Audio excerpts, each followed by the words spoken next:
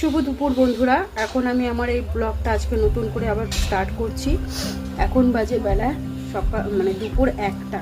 তো এখন থেকে আমার ব্লগটা স্টার্ট করলাম, একটা ছোট্ট ব্লগ তোমাদের সামনে তুলে ধরছি। বিষয়টা হচ্ছে আমার গাছ নেই, কিছু গাছ আমি লাগিয়েছি, সেটার বিষয় বিন্দু জানবো তোমাদের কাছ থেকে। তো কিছু কথা জানার আছে, সেটাই জন্যই ভিডিওটা করছি। তো চলো দেখে নেওয়া যাক।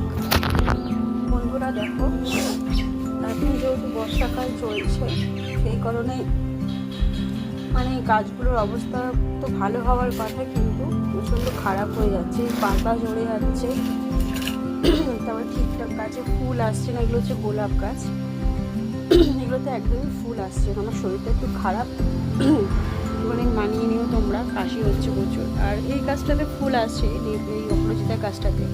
আর মেন কথা হচ্ছে এই জবা গাছটায় দেখো কীরকম এই যে ফাঙ্গালস পড়ে গেছে, কী বলে এগুলোকে, পোকা আর কি, জবা গাছে পোকা, তাই জন্য কোনো ফুল আসছে না গাছে।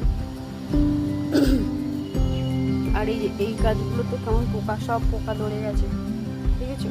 সব গাছে সব পোকা পড়ে গেছে। এই গাছটাতে পোকা ধরে গেছে, সব গাছে পোকা।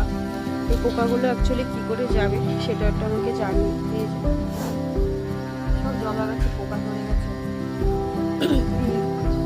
পদ্ম ফুল গাছটা পিঁপড়া প্লাস পোকা, এগুলোকে কি যেন বলে আমি ভুলে গেছি। আর তোমার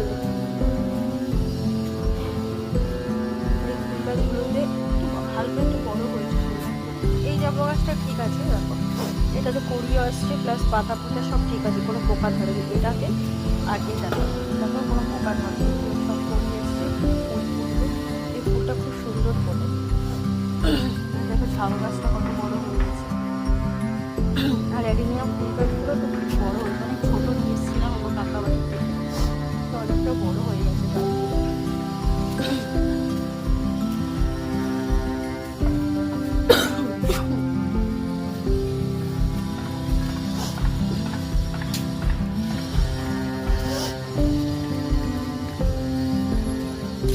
তারপরে লঙ্কা গাছগুলো বড় হচ্ছে, এখনো পর্যন্ত ফুল আসছে না, কবে ফুল আসবে জানি না।